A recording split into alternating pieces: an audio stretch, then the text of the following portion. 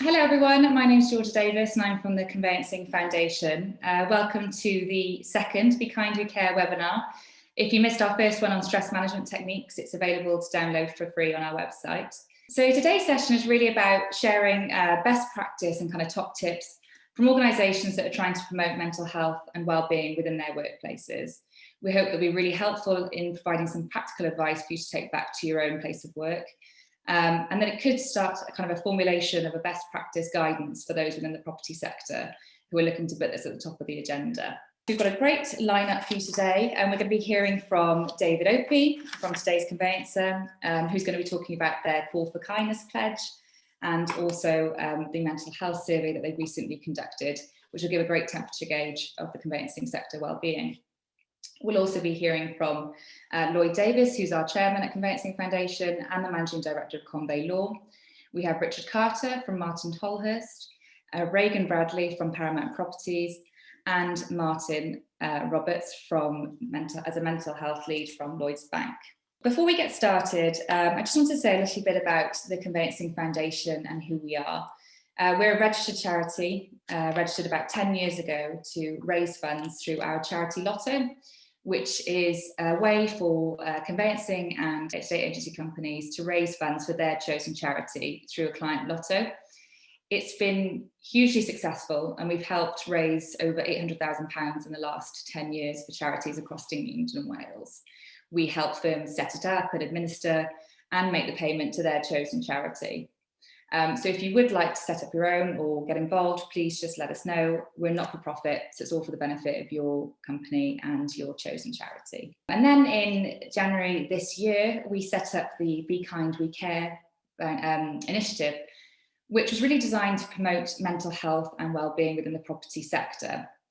It started as kind of a response to the stresses that have been put on the industry through the pandemic and the SDLT deadline, but we see that there's a lot of longevity with this initiative. We partnered with our partner charities, Agents Together, Law Care and the Mindset Foundation. And together we're working to kind of raise awareness, reduce stigma and share resources and knowledge through our webinars, newsletters and the resource hub, which can be found on our website. We've also got a kind of ambitious target to raise £30,000 this year for some much needed funds for mental health charities.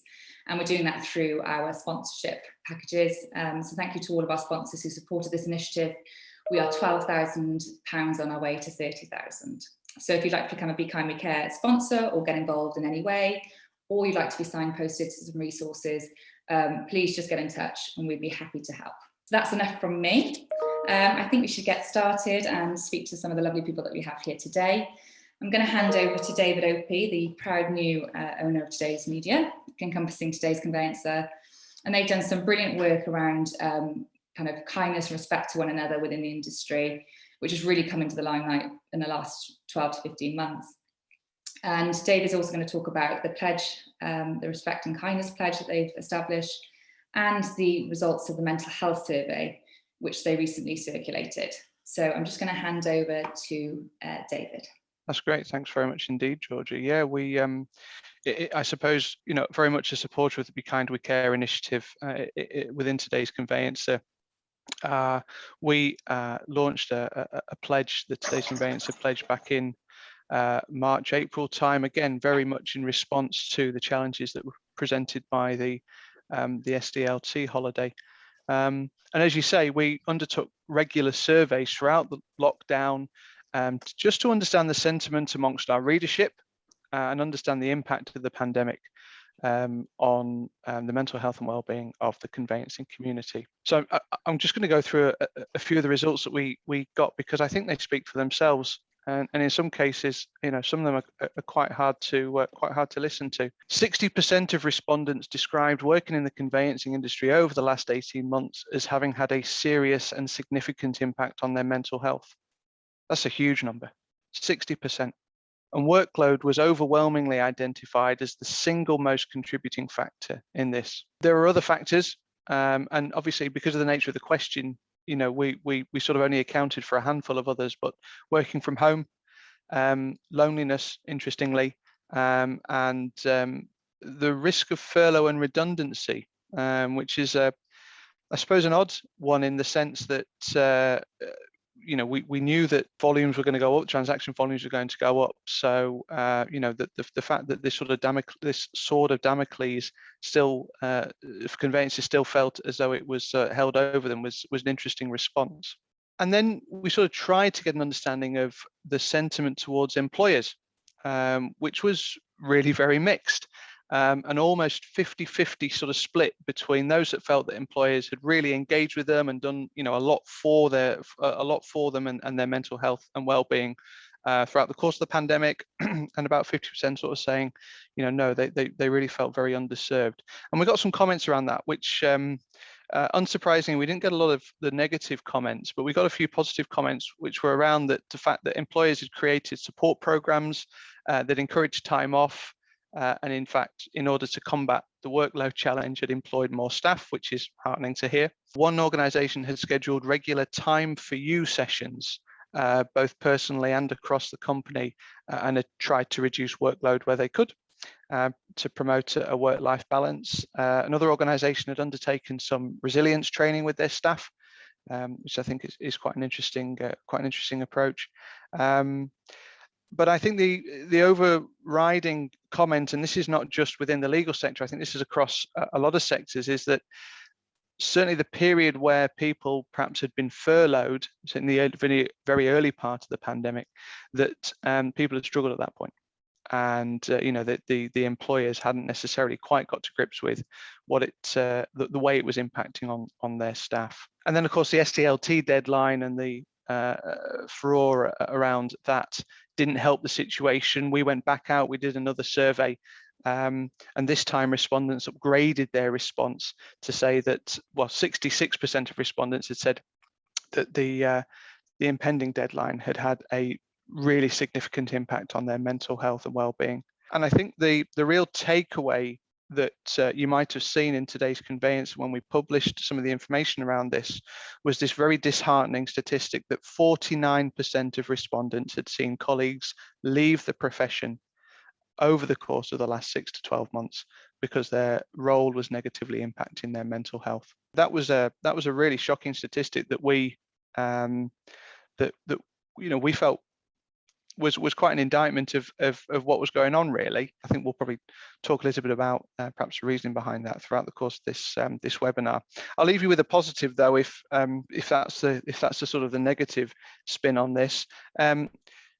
Mental Health Awareness Week was in May, and again we sort of surveyed how many people had engaged with that, and 75% of law firms or respondents to the survey had identified that their law firm had engaged with Mental Health Awareness Week proactively. So I think the positive side of this is that it's heartening to see that the legal sector is engaging with the challenges that are presented by mental health and well-being, and certainly for my part, long may it continue. Thank you so much, David. That's so interesting. There's some really, really shocking statistics there that 49% of colleagues have seen somebody leave the profession. Yeah, it is, yeah. And I think it's just kind of really demonstrates the need for sharing of information and kind of practical advice for how we can keep staff and keep their well-being where it needs to be. I don't know whether, Lloyd, you'd like to come in now and tell a little bit about what you're doing at Convey Law. You're also the chairman of the Conveyancing Foundation and the managing director of Convey Law. Yeah, it's been a very, very interesting and very difficult time, I think, for the vast majority of legal practices, certainly conveyancing legal practices. Very uncertain time, as David alluded to, I think, at the start of furlough, but then obviously we had a huge backlog of work, and then obviously we had this crazy SDLT holiday and deadline. So that's put enormous pressure on the environment, with 130% more transactions than the previous year, plus then the timeframes not allowing for us to do the work over a period of time as we would like to. So it's had a massive impact, I think, on all legal practices. Convey Law, we've got 140 employees now. That's increased by 50 over the course of the last year or so. We've always sort of taken the view that we want to look after our staff. We're the first legal practice to win gold at REIP Investors in People in 2014, and our wellbeing initiatives really started coming to the fore about 3 years ago. mostly due to sort of personal circumstances, really, in terms of myself and my family needing to have sort of counselling services and seeing the benefit of how that could impact, on your working life and your life in general, really. So, we've always sort of looked at, how we can sort of take this into the workplace, and hence, our sort of the hub that we've developed with the Be Kind, We Care initiative, and the sort of, the engendering of a sharing of ideas.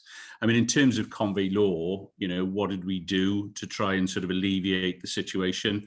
I mean, the first and obvious thing was obviously to release the pressure a little bit and try and manage capacities and work. And I think this is a big thing for everyone going forward. I don't think that legal practices are always that discerning on how much work they take in or give to their staff. And it's actually really, really important for their mental well-being. Because you put too much pressure on any environment and it breaks, and it's as simple as that. And I think what's happened perhaps recently is that people, business owners have really sort of come to terms with that. The majority of legal practice owners I've been speaking to have all said that they've had to stop work coming in and really start measuring and managing their environments a lot more closely in terms of the work that people are doing. We introduced counselling, as I said, about 3 years ago into our environment, and it was actually critical in us sort of finding out that it's not always capacity or work pressure related that obviously, causes issues at work. People have individual problems, and, those are often deep rooted, and whether that's anxiety, different sort of elements of mental well-being, ultimately, we as employers aren't trained to actually sort of provide advice for a lot of these cases, and reducing workloads just for a lot of our staff, just didn't work. And then we brought in a professional counsellor, and he's been with us now for the best part of 3 years. At the moment, he's in 1 full day a week, and that's worked wonders, really. We've got a lot of young people working for us as well.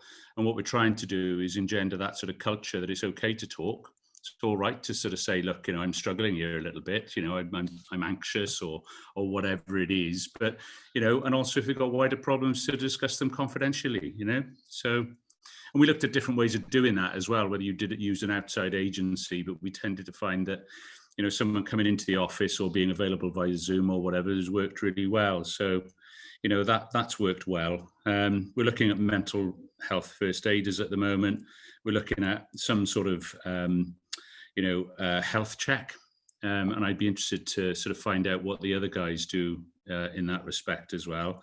But I think probably the most important thing for us has been sort of trying to develop that culture of, that we're here for our staff, that there is a thankfulness, and that there is that our staff understand that we care about their well-being.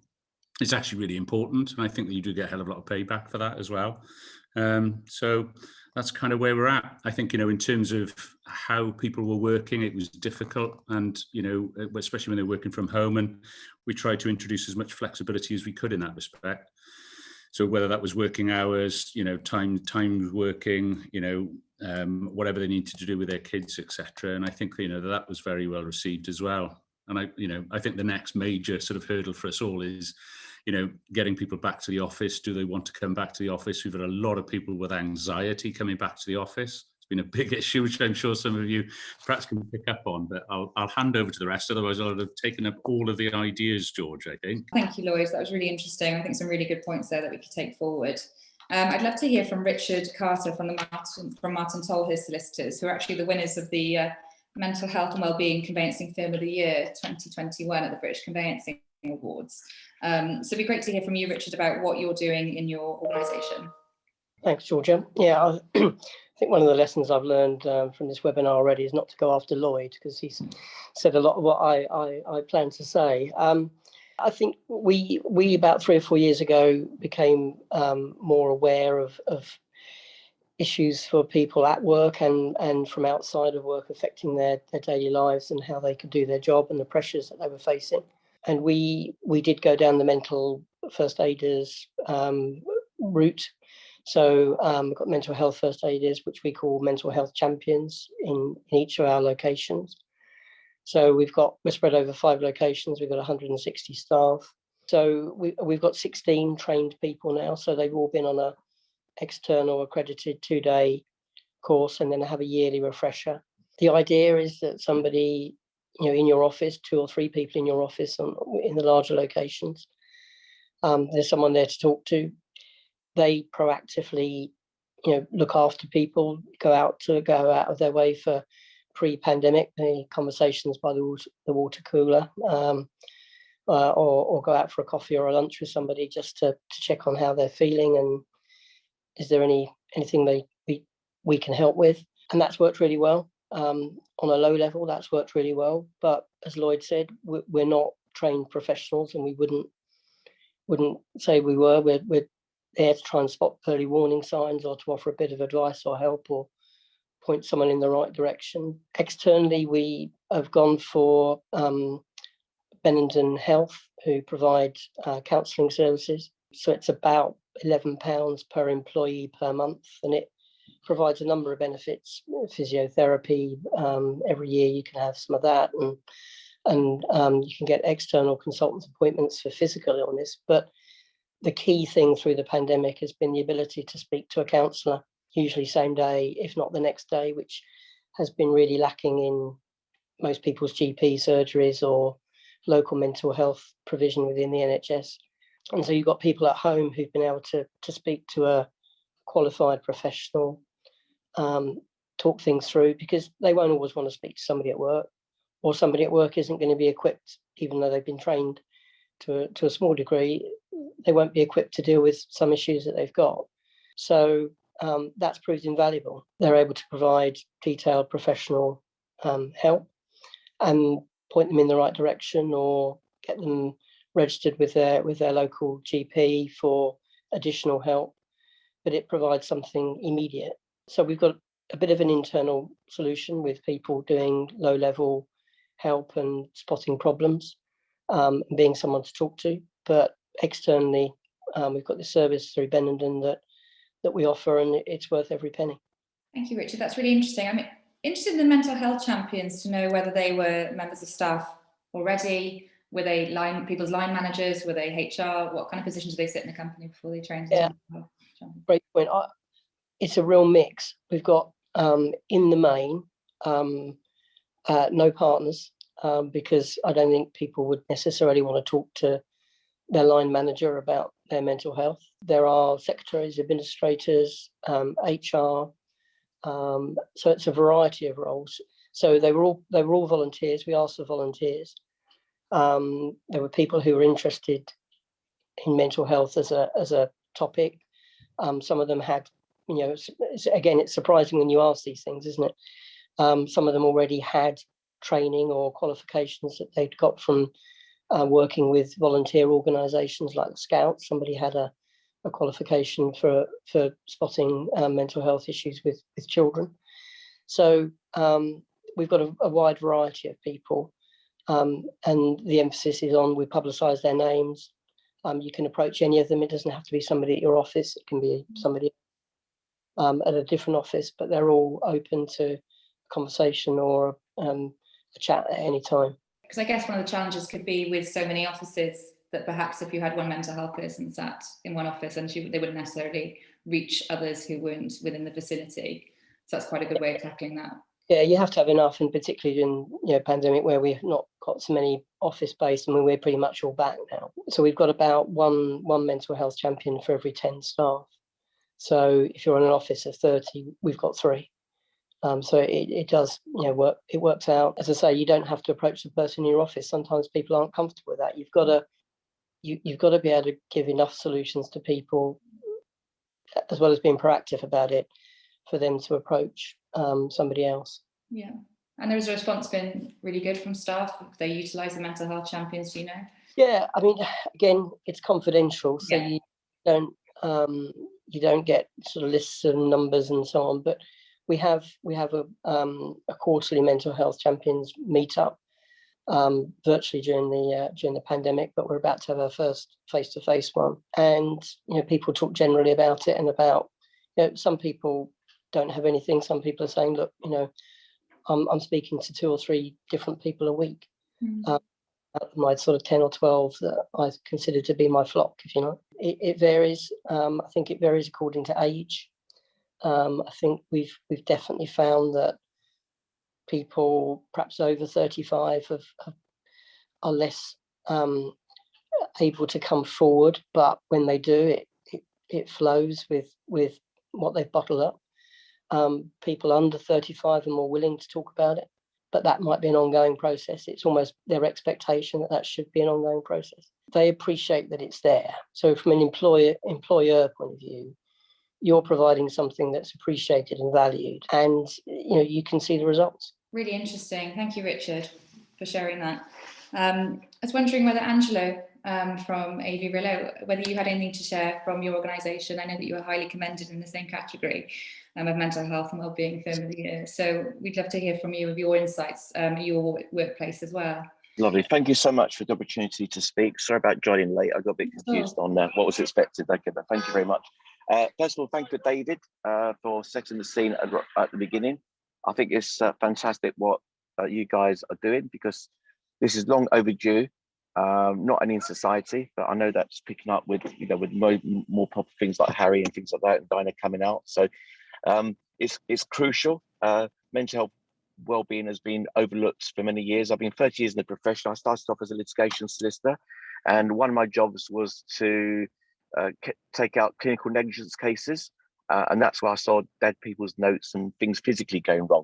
I know Lloyd has had a very personal tragedy, and Lloyd has thank you for that foundation and really champion this. But from my point of view, I did go through, and I'll be honest with this, and I don't like sharing, but it's one of the things that we should share. Doing clinical negligence cases and seeing dead people die all the time when they shouldn't have died. And my cousin died, same age as me. She died from cancer. My older brother at the time was 44. He had a stroke, misdiagnosed. My dad died in his 60s, misdiagnosed on the operation theatre.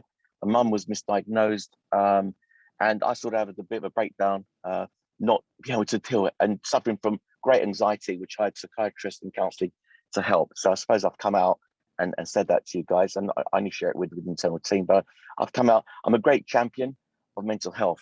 I'm a great champion. This needs to be sorted out right now. And so this is perfect opportunity for the likes of story for Martin and things like this. We have to do something about it, and we have to share it. As a result of, I went through many, many years of being in a darkness, or being in a place where it's actually very difficult to cope with anything, with work and so forth. But I'm a bit of a trooper, so I did cope, but with great difficulty. One of the things that we did during that time, that I did personally, was I did have CBT for many years, and I trained a CBT. So we bring that back into the office. I also trained as a master practitioner and NLP. I'm not sure if you know what NLP is. It's neuro-linguistic programming. It's about changing the mindset and how the brain works. And that's neuroscience is taking up more and more as an important medical practice now. So people and doctors are beginning to understand that the mental part of health. So all that is crucial. So we bring that straight back into the business. So what we did, we personally trained our senior staff. We call them FLG, but they're senior staff who go on to be partners. We train them in all of this. So example, CBT techniques, NLP techniques, counseling techniques. We're always on it at work. So our team comes first. Again, we got invested in people like Lloyd. I think it's a great thing to do.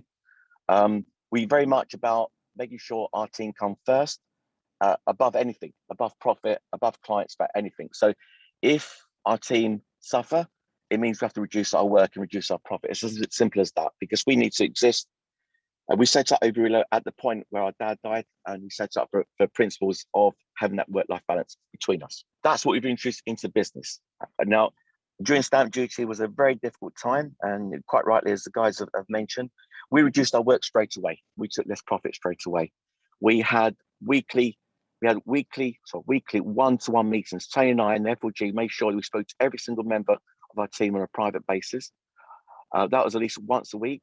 Then we had a weekly meeting. We had a wellbeing team open talk with everybody who's able to share. If they weren't able to share, that was fine, but that worked very, very well, because we all know that really we all go through the same thing. Mental health being is a huge issue. Most people suffer from it with some degree. So that was actually really good. It bonded the practice. It made people feel less alone, especially with remote working. I think we've got about 95% of our team now working remotely from home. And we wasn't that. It was about 5% only before. So, and that's because of the pandemic. So that brought people together. We also brought on counselling sessions. We too have Benedin. I think it's a great service, Benedin. We've had it for several years, literally almost from when we started 23 years ago. I think it's great. We're also about to contract with a panel of counsellors, trained psychologists, who will give all our team individually the ability to a helpline to call any one of our panel of psychologists that we're going to pay for on a one-to-one basis as a helpline, as an emergency helpline, and also they'll be taking that on and dealing with those privately as sessions, as individual counselling sessions. That's something we're about to contract in, because obviously we want to give even more back to our team. So I suppose I made a few notes what else there to say, if that's of interest to you guys. Hopefully it is. We invest a lot of money in mental health well-being. Working from home, I think it's very important that we look after our team. We spent about 200 grand a year now on infrastructure to make sure that the remote working actually works. So they don't have, because it's difficult enough to work from home without having the difficulty of not logging in correctly and all the rest of it. Got some really helpful guidance there from him, what they're doing at AVRillo. I don't know whether Reagan, you want to jump in with what you're doing at Paramount Properties. Reagan was actually, I asked Sarah Edmondson, our partner charity agents together, who's doing excellent work in this field in the estate agency sector, and she recommended Reagan. So I'm really looking forward to hearing from you. Thank you. So I think as an industry, estate agents and letting agents, we are a perfect storm for poor mental health before you even talk about pandemic.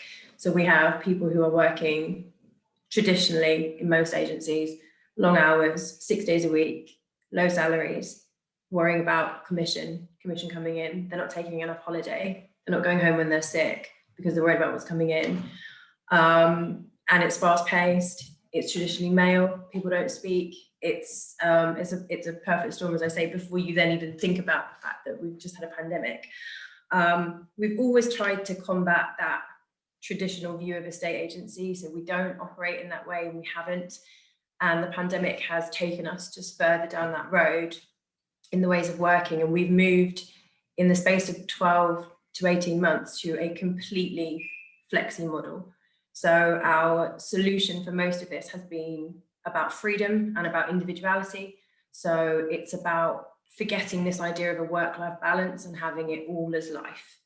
And we just operate in the spaces that we need to when we need to. So if you work best in the morning, Georgia, work in the morning. David, if you work best in the evening, work in the evening. We just need the best from you wherever that sits. And as a team, we'll figure out how that works. We've got rid of holiday allowances, anything that we're sort of policing, really. Our team are adults and they can police themselves and they know what they need to produce, and that's what we're looking at. And the journey to get there, really, we're stepping back from and sort of leaving with our team.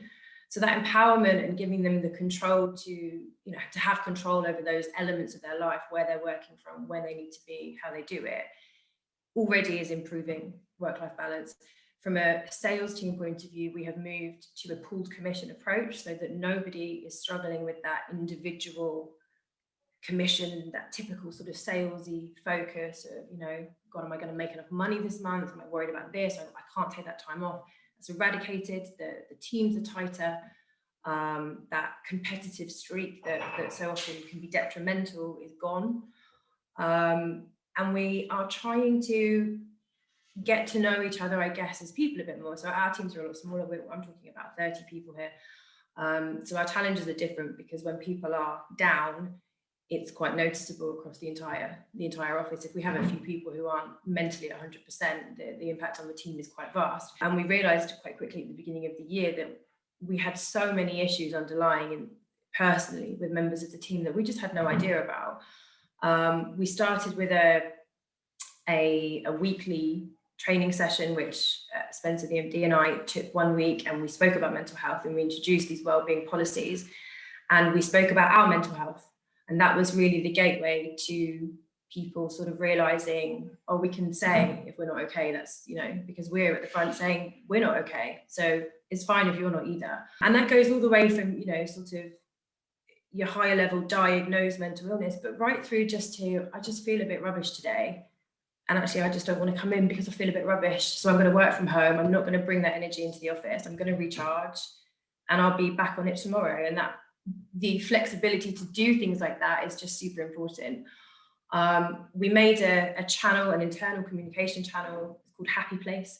It's nothing to do with work, and it's for people just to share photos, almost like an Instagram, but for our own internal use. And as soon as we started it, they just came flying through it. You know, here's my niece who I've never met until now because of lockdown. Here's the first time I was out with my parents since lockdown was lifted. We had one that came through, it was, you know, here's my sister ringing the bell from her final cancer treatment. We had no idea that we had a member of our team whose sister was going through a chemotherapy treatment program during that time.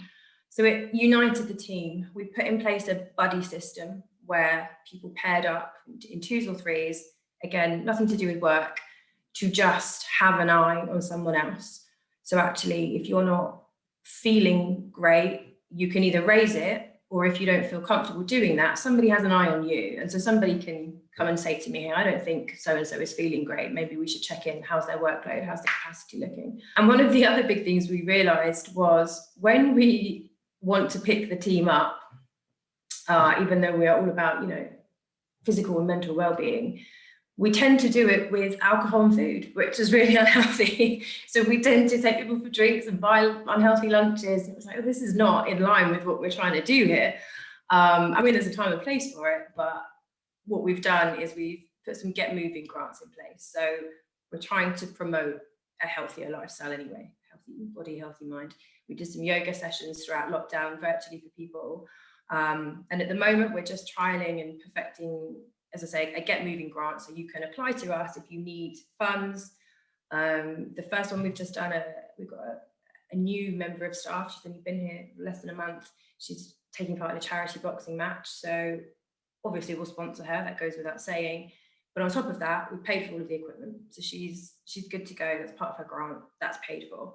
We've got other members of the team with sporting interests, or, you know, want to join a gym, haven't done it before. We'll just help you get started with that. And invest financially into it for you, so that you are hopefully, you know, putting a bit more into your physical health, in the hope that it will obviously then pay off into the mental well-being.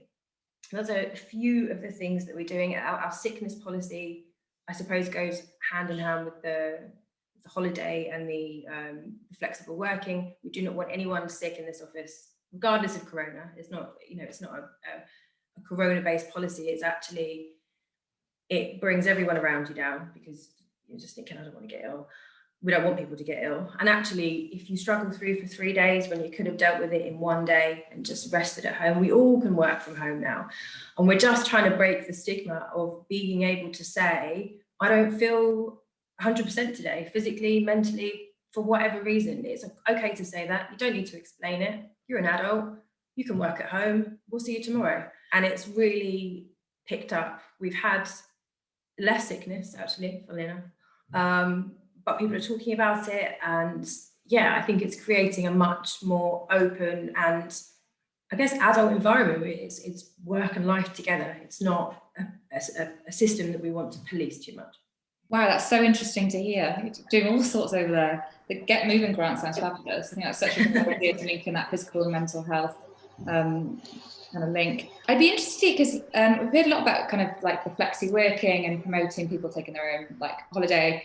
And obviously that sounds great, but how does it work in practice with kind of managing teams and things like that? Does it get a bit difficult because you don't know when people are going to be off? I mean, the practicalities behind it sounds amazing. Yeah, so look, we've had several iterations of it. We've had to get it right. It's not perfect, but it's flexi in a framework is how we like to call it. So we have set rules. We have things, you know, desks, departments have to be covered between certain times. But what we are doing is putting that decision making in the hands of the teams, and they will sort it out between themselves. They're far more open with each other. As you said, Richard, I think, you know, they're more likely to talk lower down than up. So it's better to leave it with them. They'll make better decisions. And they're able to do so. We have the same sort of holiday recording systems. It all gets recorded. It's still taken. We still need,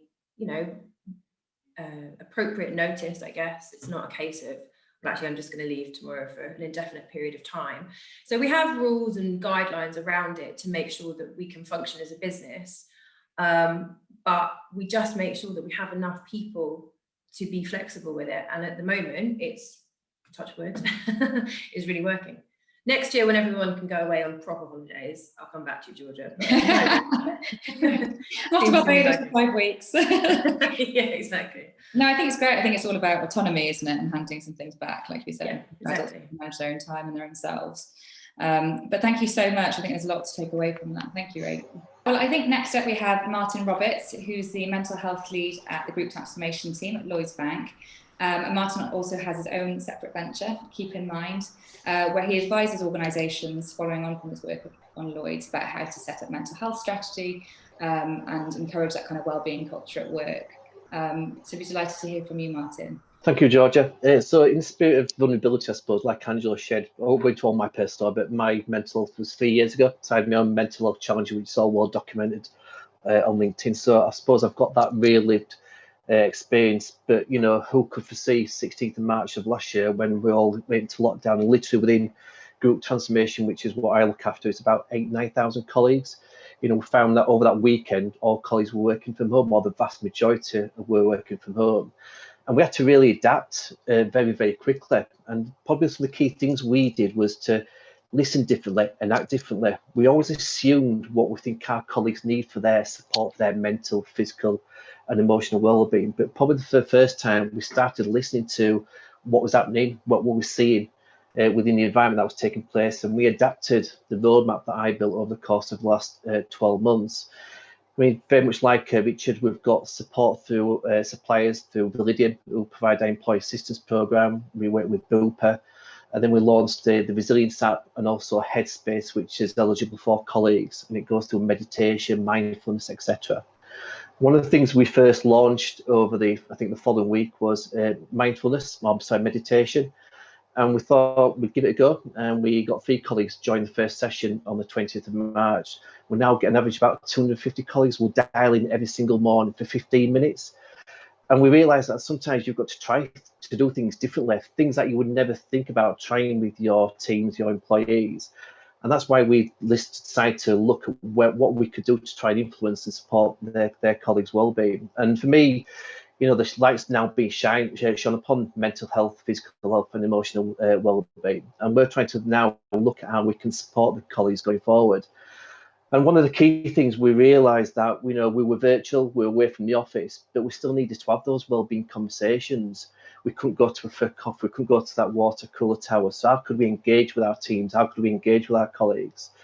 So I launched a masterclass around a wellbeing check-in for virtual world. How can we still spot those signs where we think some of our colleagues are struggling? And I relate it to like a tip of an iceberg. The colleagues above the surface who lead on that support, can know where to get that help and that support. But it's the people below that, they're the ones that we really needed to worry about. They're the ones that we needed to somehow identify, one, that they were tapping into the resources that were available, or secondly, we're taking that 2 steps forward and saying, I need some help. And I think vulnerability comes into that piece, and we've quickly found that colleague stories were so powerful. Yes, we can send a lot of literature out and support material, but it's a personal stories, it's a personal impact that previous mental health conditions or the pandemic was causing onto our employees. So we got both senior people, senior management, senior executive to come and share their personal insights around how they were managing with lockdown. But more importantly, for colleagues to see for the first time that, they put the trousers on in the morning just like anybody else. They have the challenges outside of work, they have personal challenges. And sometimes it's realizing what these challenges are. Because I think in the past, we've always said, you leave your personal work at you leave your personal life at the front door of work, you then switch into that work mode.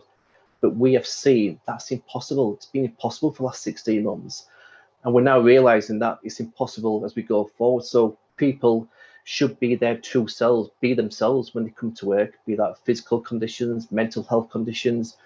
So we've very much now created this safe psychological environment where colleagues can say, I need a bit of help today, I'm having a bit of a rough time, and lean on some support that's available.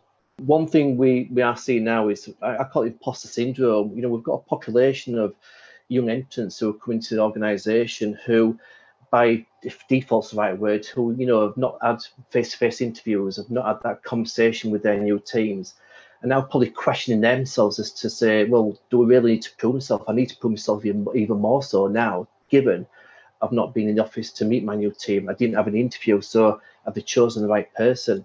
And that's something I'm now looking at as to how we can address that with new entrants coming in. How can we support their well-being? But more importantly, it's the employees who never give a second thought about their own fragility around their mental, physical, and emotional well-being. How can we spot those signs? How can we support those colleagues? And what I've tried to do is build an all-inclusive map. And like Joyce says, I do a lot of talks externally because for me, this subject is not commercially sensitive. I might work for Lloyds Bank, but I'm here talking today to external companies. Well, why not? It's about sharing. It's about learning. It's about learning from each other. And if I can share some things that we've been doing in Lloyds Banking Group or vice versa, why wouldn't we take that back to our workforce and back to our teams? So that's what I'm trying to do. I was trying to share some of that information, to share some of the strategy that I've built within the last 16 months. And goes back to the point, it's okay not to be okay. But I flip that on its head. I say, no, it's not okay not to be okay. So what can we do to put those preventable measures in? Because we keep hearing about, it's okay to take those 2 steps forward. It's okay to have a bad day. It's okay not to be okay. But no, I want it to be a case of whereby, no, it's not okay not to be okay. And that's through listening, acting differently, and putting things in place to support the teams. And it doesn't need a lot of money, a lot of finance behind that. It can be done with small steps, and small steps eventually become big strides. And that's the shift we've seen within LBG, specifically within the group transformation division where I work. And we've got a couple of questions that come through, so I thought we'd do a little bit of a Q&A session. And the first one that we've got, I think actually, Martin, probably would be more appropriate for you, but for everyone as well, is how do we measure the impact of these mental health initiatives that we've put in place to be able to support people? I mean, you've got, 9,000 people. How do you know that you're working towards creating a safe psychological environment? I mean, also we have this certain metrics around absence and statistics as to why people have been off. And when we first went to lockdown, what we saw an increase where people were reporting their absence through to mental health related conditions. And some people challenged me saying, well, that's a negative, that's really, really bad. I say, no, it's not. It's a positive, because people feel comfortable that they can have time off work, they can record their absence as being mental health related conditions. And it then allows us to then identify those hot spots within those areas that we can go in, or I can go and say, right, let me have these conversations with the colleagues. We're sometimes too good at sending out surveys, and we can get surveyed out. But what do we do with those surveys? You cannot beat a face-to-face conversation. You cannot beat a focus group, a small group of people, and creating that safe psychological environment where they can tell you exactly how they're feeling, what the challenges they've got, because you can't get that same empathy, can't get that same emotion out through a survey. And that's what we found very early in the days, is that we'd have weekly conversations with those teams to understand the challenges and where we could support them going through. And that's what built our roadmap for the last 12, 15 months. And what's the feedback been for the roadmap? I mean, it's been phenomenal, because it's all inclusive. We say that sometimes, mental health is not exclusive, it's inclusive. It's inclusive across everybody. So we've built the roadmap, be gender, race, etc. And it's part and parcel of what we now do. And for me, it's trying to build healthy habits so it becomes the norm, it doesn't become the exception.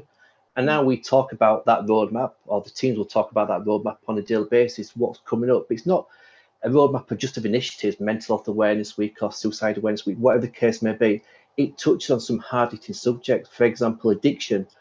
Personally, I believe we're storing up a problem of addiction as we go through the coming months and beyond. Drug addiction, alcohol addiction, even suicide. We don't want to talk about some of these subjects, but we can't keep burying our heads in the sand. And I've faced into some of those difficult subjects and got the buy-in to open up the dialogue, open up the conversations, because for some colleagues, it's not life-changing, it could be life-saving, and there's no greater feeling than that. Thank you so much for sharing with us. We had a question come through about kind of the typical culture surrounding, specifically in law firms, that is quite can be antiquated perhaps, and not really open to speaking about mental health and mental well-being. And I was wondering, Richard, you were saying about how the under 35s are probably more likely to speak than the over 35s. And I was wondering what you saw as the biggest challenge to kind of overcoming that, and how you're working at Martin Tolhurst to encourage older people, or perhaps people who've been there for longer and have experienced that kind of typical law culture. How are you encouraging them to take full advantage of what you're offering in terms of mental health? Yeah, I think there's no one magic sort of solution. It's about trying to have an inclusive culture. You know, when I first started work many moons ago, you know, there were some of the people I left law school with were buying 2 suits so they could leave their jacket on their chair, so that it looked like they were still in the office at 7 or 8, 8 o'clock in the evening, working for London firms, because you would only get promoted, you would only get on if you were seen to be almost ever present. And I think that has gone, definitely, but there is still a little bit of a culture among older fee earners and more experienced staff who are, that you've got to get through all of your work, you've got to ring all of your clients, you've got to leave with a clear desk, you can't ask for help. And I think at reviews with people on a one-to-one basis about their work, about whether there is some help they could get, whether there is somebody that they could delegate things through to, whether there is an area of work that they're struggling with, or that they would rather somebody else help them with. It's not easy, because people don't like to say, yeah, I don't think I'm good at that, or I'm struggling to find the time to do that. And so sometimes you've got to sort of get it out of them. But I think younger people definitely are better at talking about it. So law firms, the majority of people in our firm are now under 40, and I think therefore things are changing. But trying to get everyone to talk about it, there are always going to be people who are shy, or people who just have a barrier to feeling, look, this isn't something I should talk about. This isn't, particularly if it's something at home. So the outside help, that Lloyd said about, counsellors coming in, they may well talk to somebody else even if they don't talk to you. You've got to give them all the options. Absolutely. Did you have something to add to that, Angelo? I see that you raised your hand. Sorry, thank you. No, I was actually saying, thank you, Martin. I was going to say to the other Martins, and before actually, I've just put a question out there. I think what you touched on about suicide addiction is the very core of just, people just can't underestimate. I think we understand on here, but I think most people don't underestimate how important mental health being is, and the fact that most people suffer it most people actually live with it to various degrees. And I think if Martin has a sort of a roadmap which is devised, I'm not saying share all of it, but I wonder if you can share an index to help us all to try and make whatever we have in our systems even better, and then we can share out going to the outside world, because obviously we are on here and we understand the benefits of it, and I'm sure other firms do, but the majority of it don't. They just bury their heads in making profit, because sadly profit is low on the ground in conveyancing. So there's a lot of pressure just to get the job done. So if we can all share something, I think Martin's roadmap sounds a good way to actually tackle real raw issues which are happening at the moment. Yeah, definitely. And I think it's been really helpful to hear from Martin. And if you wouldn't mind, Martin, I think it'd be great for us to hear a little bit about the roadmap. I just wanted to sort of say, I mean, obviously, thank you to everyone. I think everyone's been absolutely superb in terms of their presentations. I've learned so much from it. I think there's a couple of things that keep coming back to, isn't there? And number one, it's about, I think what this pandemic has taught us is trust. We've been forced to trust our staff working in a different environment and in a different way. And so, because I wonder where we would be right now if we hadn't, because we wouldn't have most of our staff working from home, would we? We're also now in a very, very fortunate position, I guess, within the sort of, the property industry, that it's actually extremely buoyant.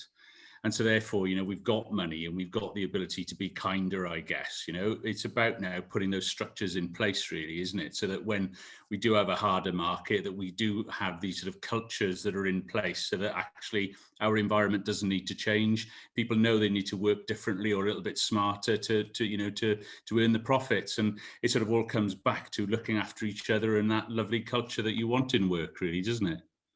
Yeah, definitely. And I think there's been a few common themes throughout everyone's kind of tips and advice, and it's been about kind of leadership, leading from the top down, creating that culture, leading by example for sure, and also about peer-to-peer support, recognising that your line manager or the managing partner is not always a person you want to go to. So having that kind of buddy system, like the Paramount properties, or the mental health champion, Martin Tolhurst, is a really good way of kind of overcoming any of those additional anxieties about who you're talking to. I think just on quickly on that, George, I think Lloyd mentioned about leadership. You know, I think what we've seen is it's empathetic leadership. You know, in the past, we've always looked at what managers and leaders can deliver, the technical knowledge, the programs, the projects. In the last 16 months, it's not just that, it's leaders who've got an empathetic style, empathetic leadership, because they understand their employees, not just in the workplace, but outside of the workplace as well.